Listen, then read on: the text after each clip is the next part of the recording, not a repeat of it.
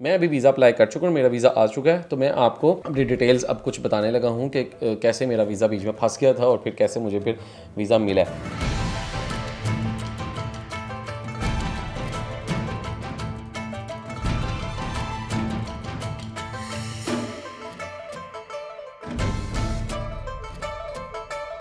अस्सलाम वालेकुम नाज़रीन, दिस इज़ बिलाल आज़म और आप देख रहे हैं मेरा चैनल बीइंग अ ट्रैवलर।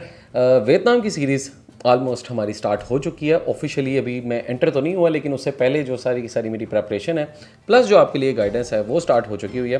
पिछले एपिसोड में मैंने आपको थोड़ा बहुत अपना शेयर किया कि मैं वियतनाम कैसे जाऊँगा, कैसे ट्रैवल करूँगा, बाइक के ऊपर इंशाल्लाह ट्रैवल करूँगा। आज के एपिसोड स्पेशली उन लोगों के लिए जो मुझे बहुत ज़्यादा मैसेजेस ये करते हैं कि यार आप जाने से पहले अपना जो वीज़ा एप्लीकेशन वाला प्रोसेस है और जो टिकट कैसे लेते हैं, चीप टिकट कैसे आप ढूंढते हैं, अपना होटल या हॉस्टल की लोकेशन कैसे सेलेक्ट करते हैं। तो मैंने कहा आज एक वाली इस दफ़ा वियतनाम की सीरीज़ में ये वाली एपिसोड भी एक डेडिकेटेड बना दूं ताकि जितने लोगों के बाद में कमेंट्स आते हैं उनको मैं ये वाली वीडियो शेयर कर सकूं।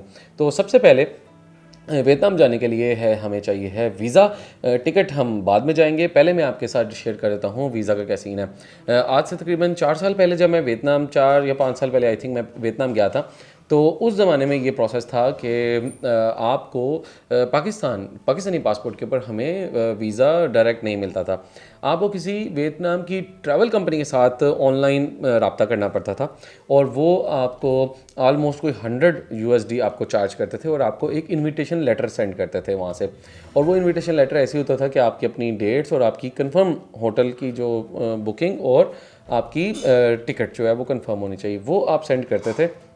$100 के अंदर आपको वो शेयर करते थे एक इनविटेशन लेटर। वो लेकर आप जब एयरपोर्ट वगैरह जाते थे तो उसकी बेस के ऊपर आपको ट्रैवल करने की इजाज़त होती थी। वो ट्रैवल करने के बाद आप जब पहुंचते थे वियतनाम के किसी भी एयरपोर्ट के ऊपर, और बल्कि नहीं किसी नहीं, जो आपने मेंशन किया होता था उसी एयरपोर्ट के ऊपर आपने उतरना होता था, उसी सिटी में टिकट आपने उसी शहर की फिट करवानी होती थी। वहाँ पे पहुँचने के बाद फिर आप एक लाइन में लगते थे जहाँ पे आपको स्टिकर वीज़ा मिलता था। पहुँचने के बाद $25 फिर आप वहाँ पे एयरपोर्ट पे पे करते थे और फिर आपको वियतनाम का जो स्टिकर है वो पे जो है वो आपको मिलता था।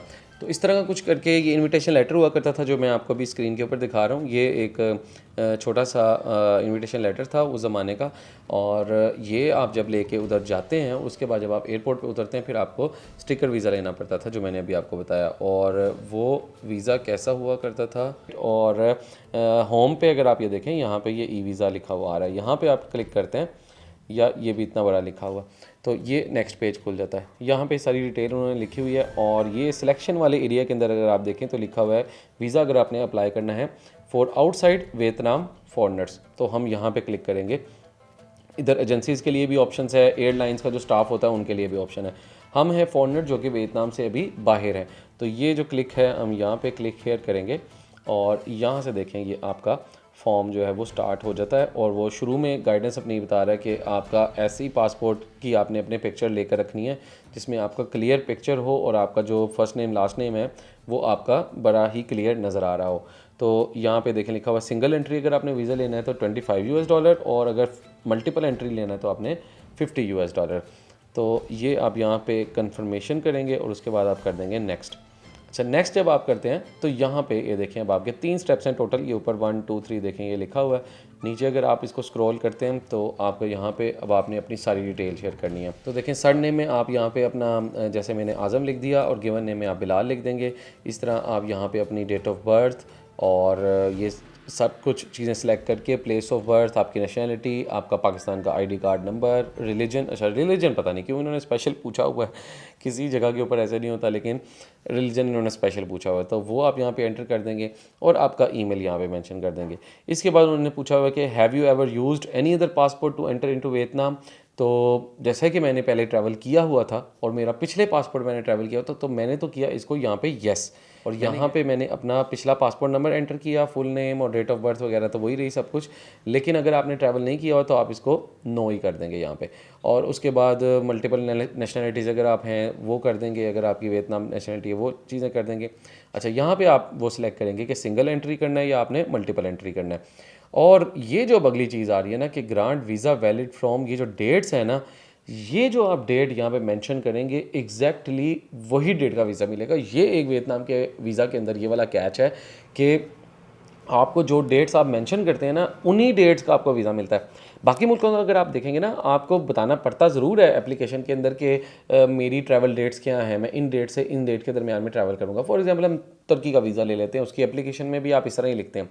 और वो क्या करते हैं, आपको जब आप अप्लाई करते हैं तो आपको 3 महीने का या 6 महीने का एक वैलिडिटी पीरियड दे देते हैं कि ठीक है, आपने 10 डेज़ का आपको वीज़ा हम दे रहे हैं जो आपने कहा था, लेकिन हम आपको 6 महीने का टाइम दे रहे हैं कि 6 महीने में कभी भी आप ट्रैवल कर लें और वो 10 दिन आप बस गुजार के आप आ जाएंगे। टर्की में या शेंजन वगैरह में ऐसे होता है, लेकिन इस वाले के अंदर ये है कि जो आप यहाँ पे ट्रैवल डेट मेंशन करेंगे, इन्हीं ट्रैवल डेट्स के अंदर आपने ट्रैवल करना है और इन्हीं ट्रैवल डेट्स के अंदर आपने वापस आना है। ये नहीं है कि आपको कोई 2 महीने का, 1 महीने का या कोई 6 महीने का टाइम पीरियड मिलेगा और उसके अंदर आपने करना है। तो ये बड़ी सोच समझ के प्लान करके आपने करना है, अदरवाइज़ आपका वीज़ा ज़ाया हो जाएगा या आपके ट्रैवल डेज जो हैं वो कम हो जाएंगे। उसके बाद ये डेट्स अपनी डालने के बाद आप फिर आ जाएंगे यहाँ पे, ये जो वीज़ा की टाइप है, आप ऑर्डिनरी पासपोर्ट, अपनी पासपोर्ट की डिटेल, कॉन्टैक्ट इन्फॉर्मेशन का ये जो खाना है, यहाँ पे आपका पाकिस्तान की सारी डिटेल आएगी, आपका पाकिस्तान का ही address, contact address, full name, और अगर आपने इमरजेंसी कॉन्टैक्ट है अपने घर वालों में से किसी का, आप यहाँ पे उनका एड्रेस और नंबर वगैरह दे देंगे। यहाँ पे आपका ऑक्यूपेशन, अगर आप जॉब करते हैं तो जॉब की, कंपनी की अपनी सारी डिटेल्स, या अगर आप बिज़नेस करते हैं या फ्रीलांसर हैं तो उससे रिलेटेड बाकी चीज़ें आप यहाँ पे मेंशन कर देंगे। अच्छा, यहाँ पे नेक्स्ट ऑप्शन आपके पास ये देखिए आ रही है कि किस पर्पज़ के लिए आप जा रहे हैं, तो आप यहाँ पे लिख देंगे कि मैं टूरिज़म के लिए जा रहा हूँ। टूरिज़म को हम सिलेक्ट कर देंगे। नेम ऑफ़ होस्टिंग ऑर्गेनाइजेशन, अच्छा यहाँ पे उन्होंने लिखा कि अगर आपको कोई ऑर्गेनाइजेशन आपको बुला रही है या स्पॉन्सर कर रही है तो उसकी डिटेल्स लिखें। ये है वो एक्चुअल में ट्रिकी पार्ट। अच्छा, मैंने क्या किया था कि मैं तो खुद अपना ट्रैवल खुद ऑब्वियसली जा रहा था, ना को मुझे कोई स्पॉन्सर कर रहा है उधर की कंपनी वगैरह, तो मैंने ये हिस्सा जो है वो छोड़ दिया, खाली छोड़ दिया था और मैंने यहाँ पे कुछ नहीं लिखा था। इन्फॉर्मेशन अबाउट द ट्रिप लिखा मैंने, 30 डेज़ के लिए जाना है, 30 ही, क्योंकि आपने ऊपर भी डेज़ जो मेंशन किए हैं ना वही ऑटोमेटिकली इधर कैलकुलेट होते हैं और आपने वो जो सिंगल एंट्री वीज़ा है वो मिलता भी 30 डेज़ का ही है। तो ये आपका यहाँ पे 30 ऑटोमेटिकली आ जाता है और ये इंटेंडेड डेट ऑफ एंट्री जो है वो आप यहाँ पे डेट लिख देते हैं, इसी डेट से आपको वो वीज़ा भी मिलना है। और इसके बाद यहाँ पे आपने बताना है कि आप कौन से एयरपोर्ट पे आप लैंड करेंगे, ये भी इनका बताना ज़रूरी है। तो ये अगर आप देखें, सबसे पहले टॉप के ऊपर ही होचिमिन सिटी आ रहा है, यहाँ पे मैं एंटर हूँगा और एग्ज़िट का इन्होंने पूछा हुआ है कि आपने कहाँ से होना है, इधर यहाँ पे लिखा हुआ है हनोई, ये हनोई के एयरपोर्ट से मैं एग्ज़िट करूँगा, तो मैं यहाँ पे हनोई सेलेक्ट कर रहा हूँ। आपने अपने मुताबिक देखना है जो भी आपका प्लान होगा। ये है आपका इंटेंडेड टेम्परेरी रेजिडेंशियल एड्रेस। यहाँ पे आप क्या करेंगे, यहाँ पे आप अपना जो हॉस्टल या होटल अपना सिलेक्ट आप करके कर लेंगे। अगर आपने अभी नहीं भी बुक किया हुआ तो आप फ़िलहाल एक रैंडम यहाँ पे ये देखें booking.com आप वेबसाइट खोलें, वहाँ पे आप होचिमिन सिटी लिखें। यहाँ पे फॉर एग्जांपल मैं डाल देता हूँ 1 मई से 2 मई की एक डेट डालता हूँ और 1 एडल्ट सेलेक्ट करके मैं सर्च करता हूँ। यहाँ पे आप अभी अगर आप सर्च करते हैं तो देखें कोई ना कोई आपका यहाँ पे होटल या हॉस्टल आ जाते हैं। तो ये मैं अब यहाँ पे अपना हॉस्टल सेलेक्ट कर देता हूँ, secret garden hotel for example, ये मैंने सेलेक्ट किया। और सीक्रेट गार्डन होटल की अगर आप यहाँ पे डिटेल देखें तो नीचे यहाँ पे ये इसका नीचे एड्रेस लिखा हुआ आ रहा है, यहाँ से आपने इसका एड्रेस को जो है वो कॉपी कर लेना है, यहाँ पे आप जो है वो पेस्ट कर देंगे। और सीक्रेट गार्डन शुरू में ना हम सीक्रेट गार्डन होटल भी लिख देते हैं, सीक्रेट गार्डन होटल ये लिख देते हैं और आगे एड्रेस आ गया। अच्छा, यहाँ पे सिटी प्रोविंस जो है वो हमें हो ची मिन सेलेक्ट करना है, तो हम हो ची मिन सेलेक्ट कर लिया। अच्छा, यहाँ पे वो वियतनाम का फ़ोन नंबर भी मांग रहा है। अब इसका फ़ोन नंबर यहाँ पे नहीं लिखा हुआ था, आपने क्या करना है, आपने सिंपल गूगल पे जाना है और यहाँ पे लिखना है सीक्रेट गार्डन, यानी गूगल पे अगर आप वही लिखते हैं ना तो होटल्स के फ़ोन नंबर आपको मिल जाते हैं। सीक्रेट गार्डन होटल हो ची मिन सिटी, ये मैंने लिखा, तो यहाँ पे देखें जी ये आ तो गया है। ये देखें, ये आपने गूगल मैप पे जाके जब लिखना है तो यहाँ पे देखें इसके एड्रेस के साथ ये फ़ोन नंबर भी आ गया। तो आप क्या करेंगे, ये इधर कॉपी का बना हुआ है, कॉपी करें यहाँ से और इसका फ़ोन नंबर भी आपने यहाँ पे पेस्ट कर देना है। इसके बाद वो पूछ रहा है कितने पैसे आप वहाँ पे ऑलमोस्ट खर्च करेंगे, तो आप लिख दें 2-3 हज़ार US डॉलर जो है वो मैं वहाँ पे खर्च करूँगा। उसके बाद कह रहा है कि ये कौन आपका स्पॉन्सर कर रहा है ट्रिप, एप्लीकेंट कर रहा है या एजेंसी, तो मेरी एजेंसी तो नहीं कर रही, मैंने एप्लीकेंट ही सिलेक्ट किया था। और उसके बाद कह रहा है कि पैसे आप कैसे लेकर आ रहे हैं वहाँ पे, तो मैं कैश यहाँ पे सिलेक्ट करता हूँ, आपकी अपनी मर्ज़ी है।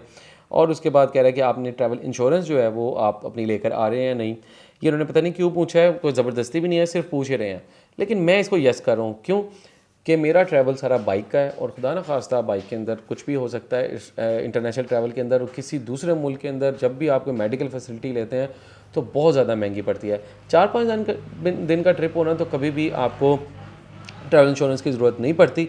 लेकिन अगर आप जिस तरह मेरा 30 डेज़ का ट्रिप है, बाइक का ट्रिप है, पता नहीं कहाँ मैंने किन जगहों पे पहाड़ों पे जाना है, तो बेहतर ये है कि आप किसी भी पाकिस्तान की इंश्योरेंस कंपनी, यूआईसी है, आईजीआई इंश्योरेंस है, जुबली इंश्योरेंस है, इनसे ले लें। 2,000 रुपये की, 3,000 रुपये की मैक्सिमम आपको ये इंश्योरेंस मिल जाती है, जिसमें आपका एटलीस्ट मेडिकल कवर हो जाता है। खुदा ना खास्ता अगर आपका वहाँ पे जाके कोई एक्सीडेंट वगैरह इस तरह होता है, तो वो भी मैंने बेसिकली ले ली है। तो वो आप यहाँ पे नो भी कर सकते हैं और येस भी कर सकते हैं। यहाँ पे मैं लिख दूंगा कि मैंने यूनाइटेड इंश्योरेंस कंपनी की जो है वो लिया। इसके बाद आप इसको अश्योर कर देंगे, यहाँ पे जो है नंबर डालेंगे। तो मैंने इसके बाद यहाँ पे एप्लीकेशन को फिल कर दिया, सबमिट कर दिया और मुझे एक नंबर अलॉट हो गया चेक करने के लिए।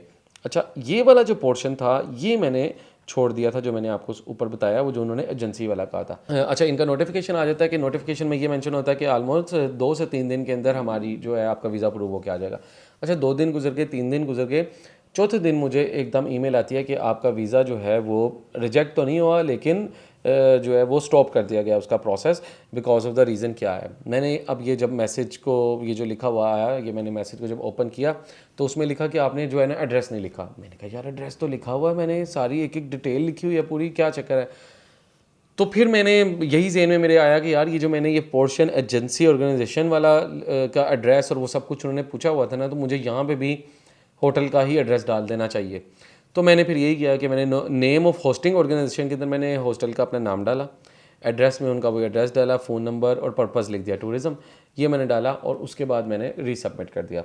मैंने फिर रीसबमिट कर दिया उसको और शुक्र है उसकी कोई फ़ीस उन्होंने दोबारा नहीं ली। रीसबमिट करने के बाद 1 दिन, 2 दिन, 3 दिन, 4, 5, 6 दिन गुजर गए, फिर कोई रिप्लाई नहीं आ रहा। मुझे ये टेंशन। मैंने फिर इनकी जो हेल्पलाइन नीचे ईमेल पे अंदर ही उनका हेल्प डेस्क का ईमेल आया हुआ, मैंने उनको ईमेल की, जी इस तरह सीन हुआ था, मैंने रीसबमिट भी कर दिया है और ये वो, अगर कोई मसला है तो बताएं। विद इन 15 मिनट मेरा वीज़ा अप्रूव हो के आ गया, एकदम ईमेल आ गई कि जी your visa has been approved and you can download. तो ये आप अगर स्क्रीन पे देखें, ये वाला मैसेज आ जाता है, ये आप बटन दबाते हैं और आपका वीज़ा जो है वो अब ई वीज़ा की सूरत में आपको आ जाता है।